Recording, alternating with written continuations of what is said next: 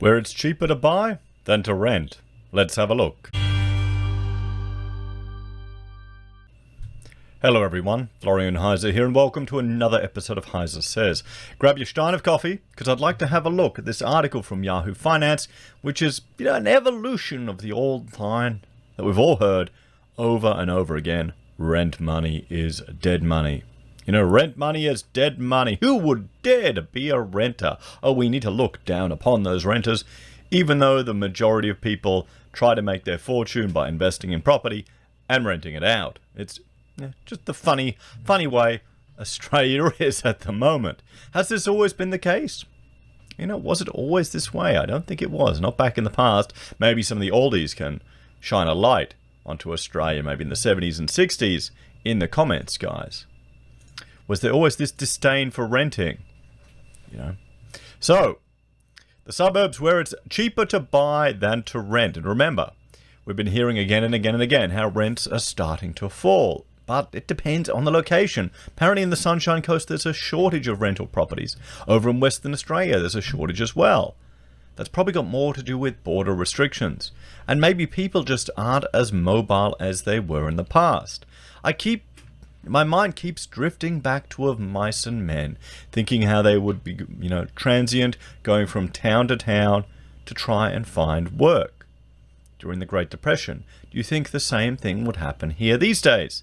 Or are people, they're too well taken care of and they'd rather stay put than go through the cost and energy of having to move? Maybe what you have to give up by moving isn't worth the potential. So, Australian households could save hundreds every month by switching from renting to buying in hundreds of suburbs, new research has shown. Well, we'll have to see if the rental market adjusts.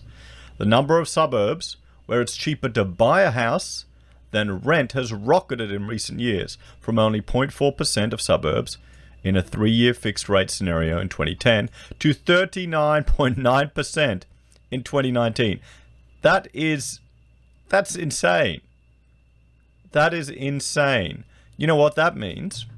Well, that means because we've got this one little thing, the cash rate. And even in 2019, it was bloody low. Remember when 3% was considered the emergency rate? So the cost of borrowing money is artificially low. One gentleman mentioned in the comments that the low rate doesn't really take account of risk. But don't worry about that. Just look at all the YouTube advertisers, the people who definitely aren't con people, selling you a course where they guarantee to double your money risk-free. The age we live in. So, now in 2020, it's cheaper to buy than rent in more than half of all suburbs, based on that fixed rate scenario. And under the discounted variable mortgage rate for houses, it's cheaper to buy than rent in 32.9% of suburbs, up 0.5% a decade ago, the research broker firm Aussie found. Hang on. Well, no, they're saying 0.4 then, a decade ago, and now it's 39%. Is that right? Was it 0.4 of suburbs and now 39.9% of suburbs? That just seems utterly insane. Nearly 40% of suburbs. Well, that just tells you rents haven't adjusted yet. And they're gonna. They're gonna. What do you think? Do you think this is a lead indicator that rents will adjust, or that the prices are so, borrowing money is so low? Right now, 8 million Australians rent their home, and they're renting for longer. Today's low rates, coupled with generous first-home buyer incentives, could be the key that allows aspiring homeowners to break out of the rent cycle and into their own home, Aussie CEO James Simond said. The Reserve Bank of Australia took the official interest rate to 0.1% earlier this month, the lowest rate in Australian history. Yeah, but see, this is the thing. Every rate now is the lowest in Australian history because this is completely unnatural. Just wait till next year when I'm doing a video going, interest rates are negative. They said it wouldn't happen, but it's gonna. Oh, government has rolled out phase 3 of Mortgage Keeper. We'll pay your mortgage for you. I don't know if I'm joking anymore. I just can't tell anymore with what's happening here. It's just they've extended the job seeker bonus until next year. We've got other people complaining that they can't find workers or employers. So this in turn has forced interest rates on home loans lower, and some now in the 2% range. I called my bank yesterday, because I'm with CommBank, I've got a mortgage and I wanted it lower. So generally every month or every quarter I'll give them a call, and you know, they told me, he said wait till the 11th, because that's when they're going to have 0.199% rates. So we'll have to see. We'll have to see what comes out of the CommBank. In many suburbs across Australia, especially those outside the major capital cities, on a monthly basis, it's cheaper to buy than rent, he said. Well, you're just going to have to argue your rents down. Why is that? Don't people want... So that's going to destroy negative gearing, isn't it? All these people will be positive geared. What are they going to do? They're going to have to pay tax. While on average it's cheaper to buy a house than rent in 52.2% of suburbs across Australia, the figures differ by state, territory, region and city. Under the fixed rate scenario, only 5.3% of Sydney suburbs are cheaper to buy in than rent. It is a similar case in Melbourne, where only 1% of suburbs satisfy this definition. So what are we saying here? We'll skip over that. Up in Darwin, however, it's cheaper to buy in every suburb. And in Brisbane, Adelaide, Perth, Hobart and Darwin, there's a more even split between suburbs where it's cheaper to rent or buy. I'm thinking now, because we're looking, with the work we have to do, we're looking to rent. Even for just 6 months, because we've got to lift up the house and, you know, put the stairs in and build the slab under. So there's a place up the street that's for rent. And I think Rachel's looking about $420 a week. So, yeah, it would be... Oh, well, actually, no, if I think about it. It wouldn't be cheaper to buy if you're buying it at the values that people consider now. You know, which I don't believe, but still, what they're advertising for, than what I paid for. So, yeah, it still would be cheaper to buy. No, it would be cheaper to rent in my area.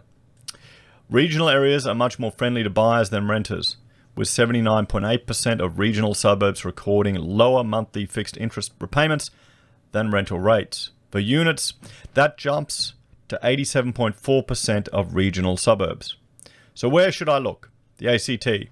Here are the top suburbs where it's cheaper to buy than rent in the Australian Capital Territory. I mean, there you go. Brandon, Lytham, Wright, O'Connor. I'll let you have a look at those. So what's the difference? So between a variable rate versus renting, I mean, there you go. It's all cheaper. Look at that, $600. Is this a month? Has to be monthly. Yeah, there you go. Monthly rental cost $2,000. 40. There you look at those differences, everyone.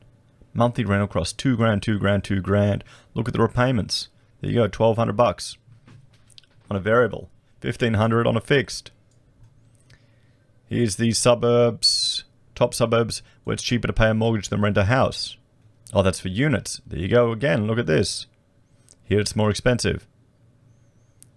Darwin. Here's the top suburbs where it's cheaper to buy than rent in Darwin. There you go. Look at these differences. $700. Guys, $760. Here, $589 to get a house in Palmerston. Hobart.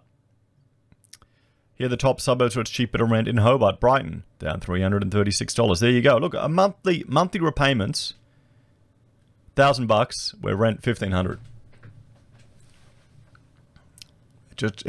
What this is telling us is that the real estate or the cash rate, the interest rate people are paying on these loans are so cheap.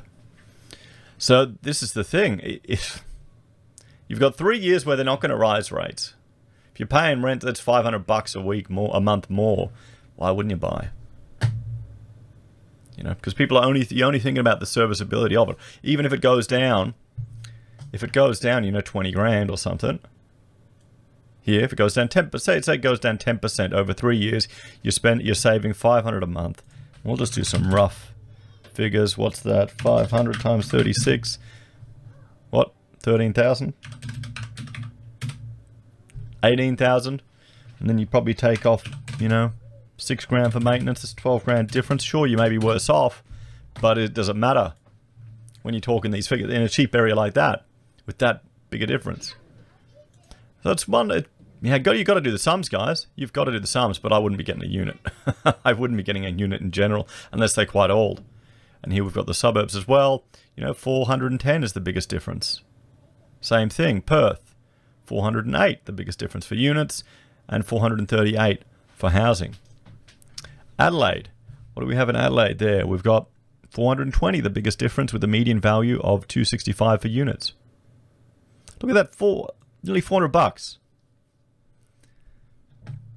Kingston as well, $614 difference between buying one and paying it. So you know what's going to happen?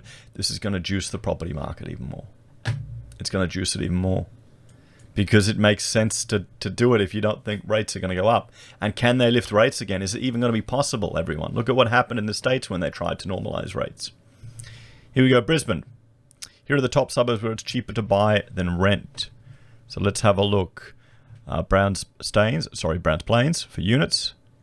I say that because Rachel worked. It's Logan. If you know Browns Plains, sorry to all the people who live down there. I'm sure you cop it all the time. $529. Well, there you go. I don't blame you living there. Look at that difference.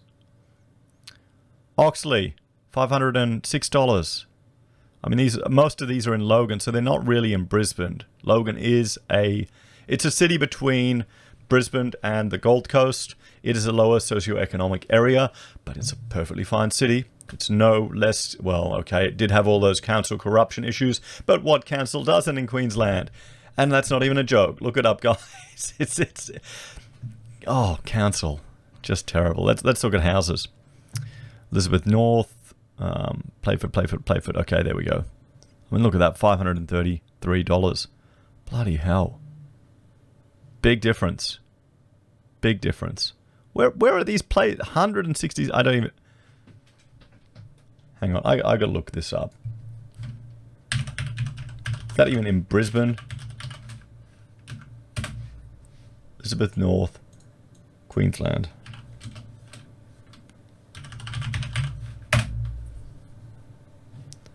Are we sure that this is right?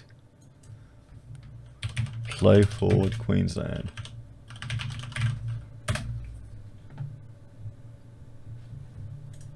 I don't think this is right. Everyone? This doesn't... I don't recognize any of these places. It's all coming up in Sydney, in Adelaide. Oh, I know Oxley for units. All of this I recognize. Maybe it's just a bar to Brisbane, I don't know. Playford Council. Let's look at it. Here. We'll jump over here. Let me know, guys. Playford Street, Bracken Ridge. Playford, Brisbane. Playford Street? Playford Council? City of Playford. Elizabeth. Yeah, this is Adelaide. Okay. Well, yeah, because... yeah, that didn't make sense. I haven't heard of a house at 166,000. I mean, would you live there, guys? That's the thing. Would you live out there? That seems pretty far from the city in Adelaide. I mean, Adelaide, if you go past the gardens, this is the city. And see this area here all around the city? That's the range of a musket round. That's what they cleared it for. Yep, urban design through colonisation. It's an interesting lesson. So let's back to Melbourne, the top suburbs. Carlton, there you go, $488 less for units. You can see it here. Hastings at the Mornington Peninsula, $40 less. So much more reasonable here, difference, but still. Sydney, and there you go, nothing cheaper. Oh no, sorry, $40. Was that $40 less or more? More, everything's more expensive. Sydney, everything's more expensive. Everything's more expensive, but when you look at a 3-year fixed rate, you're starting to get savings still. So, what do you think, everyone? Do you think it's worth moving to Adelaide to get cheaper property than in Brisbane? But there you go. Just shows you. This is just going to juice up the housing market even more. So should you jump in or should you wait?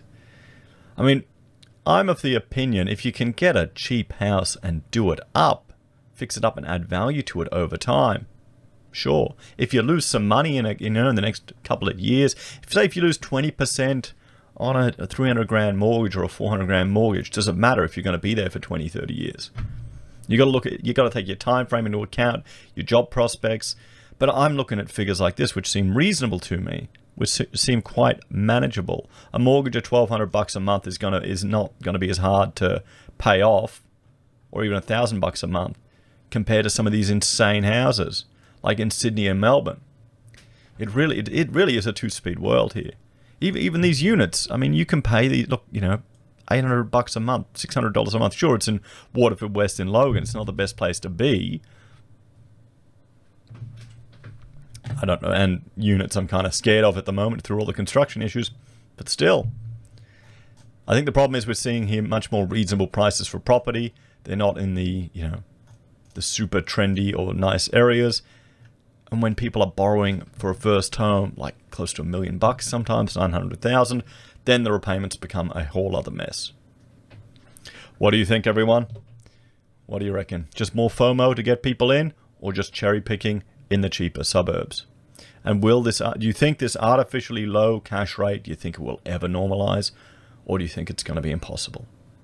As always, thanks for watching. Let me know your thoughts and opinions in the comments down below. Please like, share, and subscribe to the channel. If you're a fan and want to support the content I create here, there are a few ways you can. You can join us on YouTube or Patreon. You can support us using our affiliate links at Amazon, eBay, Independent Reserve, or Kucoin. You can buy merch from HeiseSays, use Gold Pass from the Perth Mint, or support us via PayPal. Take care, everyone. Have a great day. I'll see you next time.